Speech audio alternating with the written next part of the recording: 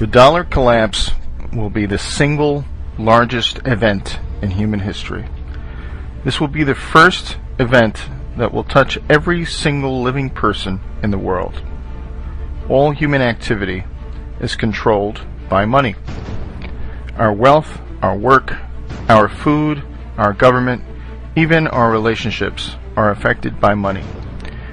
No money in human history has had as much reach in both breadth and depth as the dollar. It is the de facto world currency. All other currency collapses will pale in comparison to this big one. All other currency crises have been regional, and there have always been other currencies for people to grasp onto. This collapse will be global, and it will bring down not only the dollar, but all other fiat currencies, as they are fundamentally no different.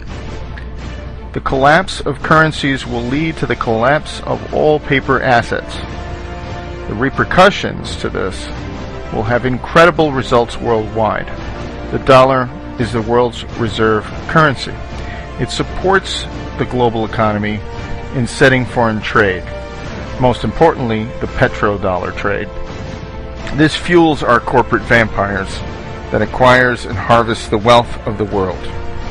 The corporate powers suppress real assets like natural resources and labor to provide themselves massive profits. The fascist statists, collectivist model provides the money into the economy to fund an ever-increasing federal government. That government then grows larger and larger, enriching its minions with jobs to control their fellow citizens. Finally, to come full circle, the government then controls other nations through the military-industrial complex. This cycle will be cut when the mathematically and inevitable collapse of the dollar occurs. In order for our debt-based money to function, we must increase the debt every year in excess of the debt and interest accrued the year before, or we will enter a deflationary death spiral. When debt is created, money is created. When the debt is paid off, money is destroyed. There is never enough to pay off the debt because there would be not $1 in existence.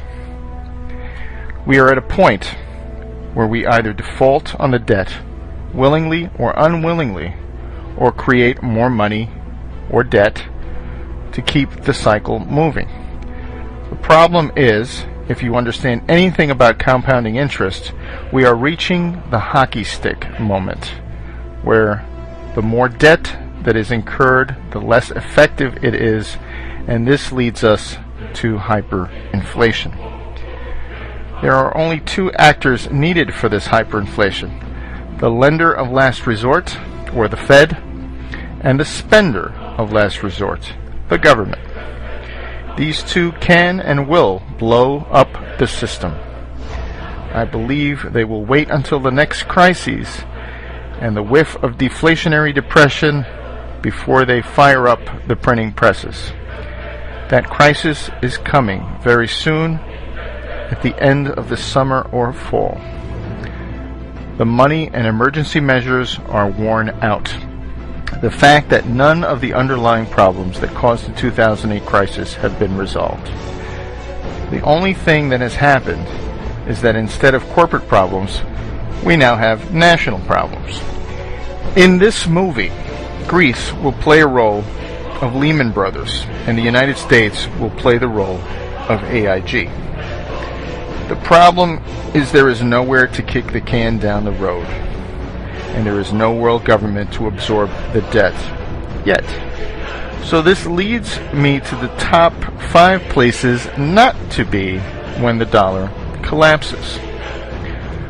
Number 1, Israel.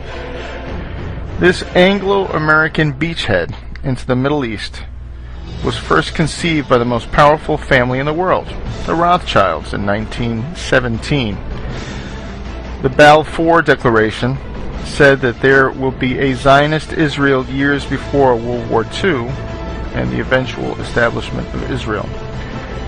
Israel has not been a very good neighbor to its Muslim nations, and has always had the two biggest bullies on the block at its back.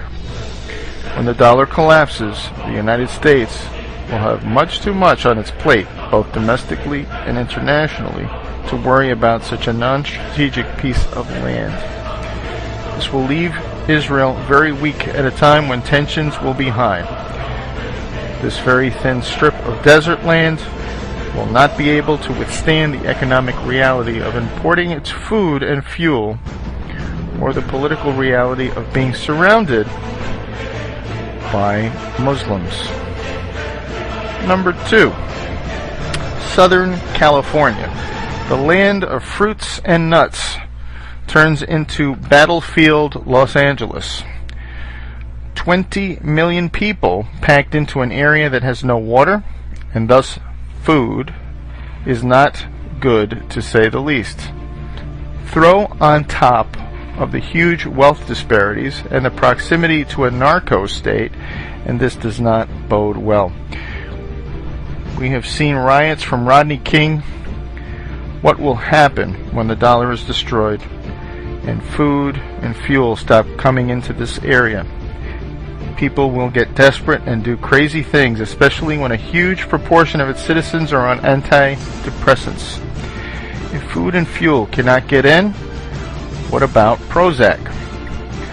At a time when people's worlds are falling apart, they lack the ability to deal with this new paradigm. If people come off these drugs too fast, they will suffer psychotic breaks, and you will have thousands of shootings or suicides. Number 3. England. The land of the Big Brother and former empire of the worldwide slave and drug trade will suffer heavily.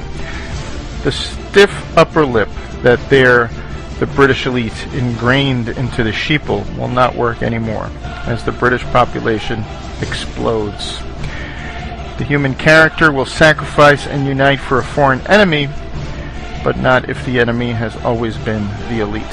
The Anglo-American Empire may pull off another false flag to distract its population, but I feel this collapse will happen before they pull it off. This will make all eyes point at the British elite as solely responsible for this catastrophe. We have seen massive riots for soccer matches with hooligans.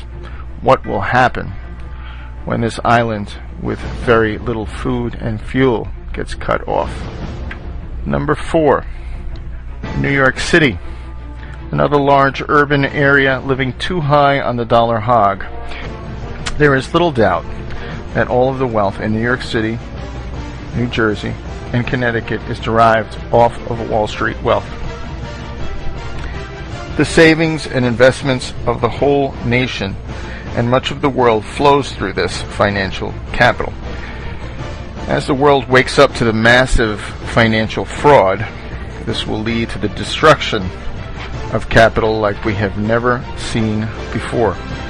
This will have tremendous effects on the regional economy as people driving in Mercedes suddenly wonder where their next meal is coming from. Number 5. Washington, D.C. The political collapse of the federal government will wreak havoc on the hugely inflated local economy.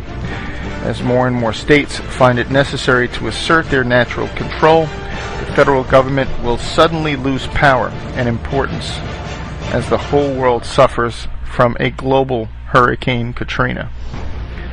The money that they create and spend will become worthless, and the government minions' pensions will evaporate. Millions that once relied on the ability to force others to send their money to them will learn that the real power has always been at the most local level.